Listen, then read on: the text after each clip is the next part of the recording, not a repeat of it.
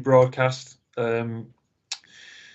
Right, okay, so this is the reconvened meeting of the Cabinet Subcommittee for the Failsworth Trust, which originally met on the 14th of December, but was adjourned to obtain some independent legal advice. The independent legal advice has now arrived, so we can continue with the agenda. Unless somebody's going to jump in to correct me, I believe that we're just up to the main item, which is the Lower Memorial Park, Failsworth, on pages 5 to 50.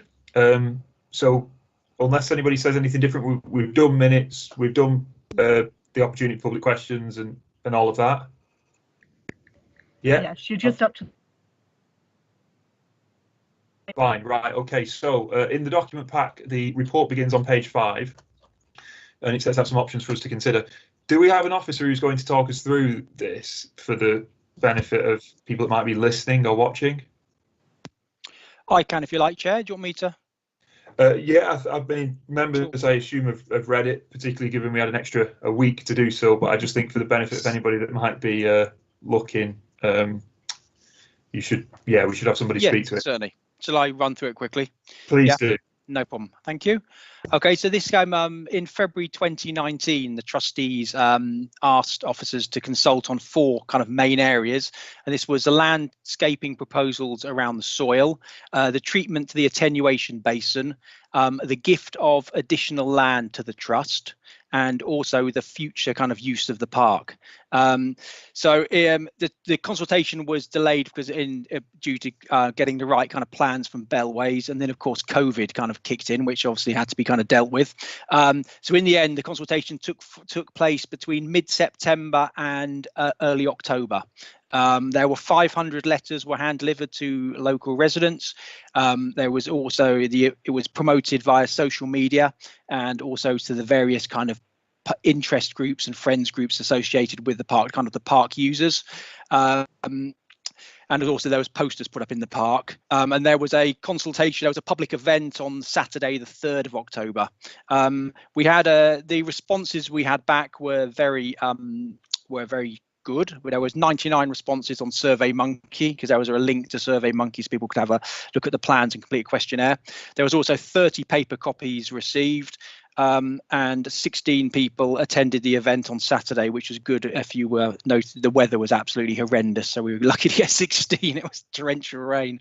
So in terms of the kind of the feedback that came back, the majority, I mean, there were 38 out of 92 responses were in support of the landscaping proposals. There was 21 against, so it's generally there was support for it. The attenuation basin, the majority of people wanted some form of kind of natural barrier around the attenuation basin, and also some type of signage, some kind of warning signage. In terms of the land swap, there was 111 for the option of gifting additional land to the trust, and there was 18 against. In terms of the kind of the future use of the park, the consultation responses showed that the park is very kind of well used and well liked, and there was a lot of kind of support for the way it's kind of managed and the work that Anne does. The main kind of comments that came back were for footpath improvements, also access points into the park, and also about signage and information around why it was set up and the kind of that type of thing. So it was, yeah, so that was the kind of the overarching kind of responses. Then the report goes on to options. So there's the option about the kind of the landscaping proposals and the work to the attenuation basin, and also the option around the land swap. So in terms of the landscaping and the future works, is really around if trustees want to ask officers now to go and work with Bellway and get the landscaping kind of completed, and also kind of develop plans around the attenuation basin and creating some kind of natural barrier there with some kind of signs. And then there's also the option for the trustees to ask the council to gift the additional land, which runs along Broadway between the Bellway housing sites and new allotments, which would then transfer from council ownership to the trust ownership. I think that's really a kind of a whistle-stop summary. Yeah. Okay. Thank you very much, Ben. That was useful.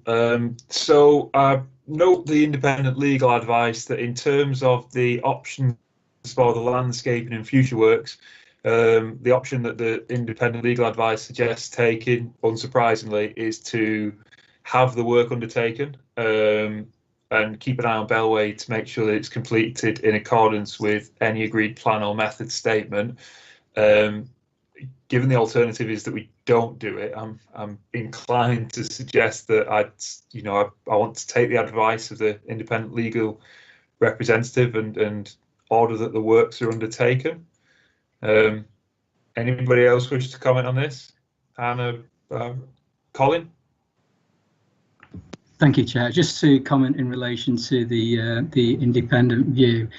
It's not a legal advice as such, in that what we wanted to do basically was get a view from an independent person and somebody who could basically look at this with fresh eyes and come to this without any so that we could deal with any issues in relation to potential conflict, because obviously councils come to this committee and looking to do what's in the best interest of the charity, wearing that charitable trustee hat. And one of the things that we wanted to do is to ensure that we had some independent view. So whilst the report that you've received is from a barrister, and he's obviously looked at it through those eyes in terms of what's appropriate and what appears to be reasonable, it's not a legal opinion as such. But obviously the barrister Jonathan Lowe has been instructed independently. He has come to an independent view. He's aware of the potential for conflicts, and he's gone through the documentation. So he hasn't been provided with a narrative or instructions to give a legal advice as such. It's just basically for him to review the papers and come to an independent view and to put that forward. So you'll see in the report there that he has gone through a review of all of the actions, the consultation, the TPM report, the options in the paper, and come to a view. So he has, as you said, Chair, come to a view that option 1A is the most appropriate, but also made some remarks in terms of his personal view regarding the attenuation basin and what would be appropriate in terms of health and safety around that. But other than that, Chair, yes, that's correct. The barrister was just taking an informed, independent view and reporting on that basis. Thank you. All right, thanks, Colin. Okay, I won't refer to it as legal advice. It's independent advice from somebody who happens to be a legal professional then, I suppose. Hannah? Are we just discussing 3.1 at this stage? At the moment, yeah.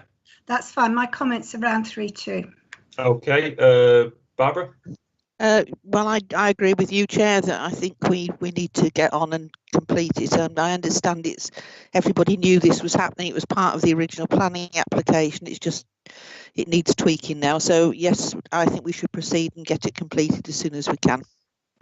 Okay, thanks, Councillor Brownridge. So we'll move on to consideration of the 3.2, which is around the gifting of the additional land to the trust. So, Councillor Roberts, did you want to comment on this part of the report? Yeah, I'd like some clarity on what the terms of the trust are. So if land is transferred to the trust, what can the trust do with it? Colin. Yeah, in terms of that, the way that the trust was formed was actually through the title deed. So it's not specified as such. What the trustees have to do is to act in the best interest of the charity. So no, they can do whatever they like with it, providing that it's in the best interest of the charity for which it was set up, which was the recreational use. So they couldn't choose to do something other than that with it. If there was anything that they wished to do that was outside of that remit, then obviously that has to be reported to the Charity Commission, and then they take a view on that.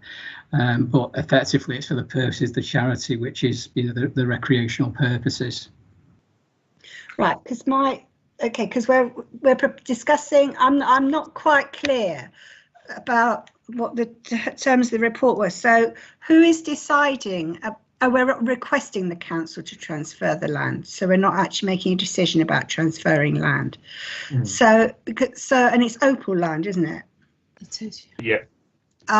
Right. So because I was just kind of thinking this through a bit, really. But if it can only be for recreational purposes, then that's fine. I would be very reluctant to ask the council to transfer Opal land that could then be built on, for example. Yeah. That's why I'm asking the question. No, that's understood. And allowing it to be built on would not be within the best interest of the charity, based on what Colin's saying. So that's not a realistic possibility. Just a moment, Anne. I don't want to be rude. I don't know if you're permitted to contribute in this meeting. Sian, can you? I mean, I'm relaxed about it. Sian? Essentially, Chair, if you wish to listen to representations, that is fine, but it's not a public meeting insofar as the public have a right to speak. All right, okay. Well, I'm happy for Anne to speak anyway. And I just wanted that clarification. I don't mean to be rude. Yeah, of course. Is that okay with everybody else? Yeah. Would that be okay? Yeah, it was just to come back to Councillor Roberts, really, just to clarify on a few points in terms of how the land would be managed as a recreational space if it was gifted from the council to the trust. I think that as Moston Brook project officer, and with the community group and with the council support, we would undertake to raise funds to develop the land as a recreational space, but we would always come back to the trustees before we undertook any such work. So that's the pattern we've done previously. We've put in a stone entrance point, we've put in some footpaths, we've put in some artworks, and all of those items have been submitted as a report to the trustees. I have identified some possible sources of funding to be able to do this. So we feel we can sort of meet the aspirations of the consultees. Okay, no, that's useful. Thanks, Anne. Ben. Yeah, it was just really to clarify. I think my understanding is that the trust, if option in option 3.2, if it is for the land to be gifted, then there will be a request to the council, and then there would need to be a report completed for the executive function of the council, so kind of like a disposal report that would then need to take place and be considered for the land into transfer from council ownership to the trust ownership. Okay, Councillor Brownridge. Oh, Mike. Sorry. Is there any detriment to the council in transferring? I mean, flipping Hannah's comments on the head, if at some point in the future we wanted to develop on that land and we could overcome the Opal designation, are we causing ourselves any harm, long-term potential by gifting that land away? Thanks, Councillor Brownridge. I mean, I guess it's for Ben to answer, but I suspect it's, once it's no longer ours, it's not in our gift, is it anymore? No, but it's valuable, isn't it? It has a value. I note that the independent opinion, I suppose that's what we're calling it, said we didn't need to do it, or said that the council didn't need to do it. In the view of the barrister, whose report said that wasn't necessary. Yeah, I mean, this would obviously come out in the options on the report, in the disposal report to the council. It would actually, there would obviously be a series of options about the land, and obviously this has been kind of an ongoing issue down there for several years now, and the request actually came from the Friends group, and it would if the land is transferred, it would merely kind of protect its openness and the value of the green corridor, and the kind of it would also kind of obviously help improve access into Moston Brook from Broadway. But obviously, those options would be put in the disposal report. Yeah, well, I mean, I have a view on this that I'll express in a moment, but Colin. Oh, Mike. Thank you, Chair. Yeah, Councillor Roberts is correct. There's no legal obligation for the council to transfer the land. There would be a discretion, and the process would be as Ben's described, that a report would go to council to exercise that discretion. But yeah, there's certainly no legal obligation for it to be transferred over, Chair. Thanks, Colin. So this committee, the option available to us is to request that the council transfers the land. So this is not the decision to transfer the land itself. This is the Failsworth Trust Committee, and I think that for this committee to arrive at any other view than to make that request would not be consistent with the purpose of what this committee was established to do. So from my point of view, when you are this forms part of the green corridor that is Moston Brook, and if it were to be developed, this piece of land, then it would break that up. And that's my view on the landscape and the impact that development on this site would have. And having the land transferred into the hands of the trust would safeguard it from development in the future. So to me, the only option realistically that this committee can come to today and accept is the one to make that request. And then it's for the council to consider the other things about the detriment to the council or whatever it is in future. So for me, I'd move that we accept option 2A. It is 2A, isn't it? Which is to make the request and then leave the council to write up the report, to consider some of the things that we've discussed today, because that is their role rather than the role of this committee. So with that, the only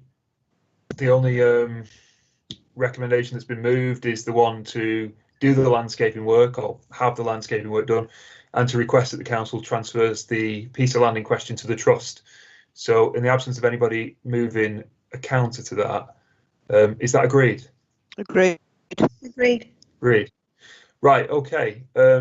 So unless Sharon's going to tell me any differently, that concludes the business of this meeting. That concludes the meeting, Chair. Thank you. Right, thank you very much. Thank you to everybody on the call for their attendance. And anybody that I don't see before, have a good Christmas and a new year. Same to you. Thank you very much.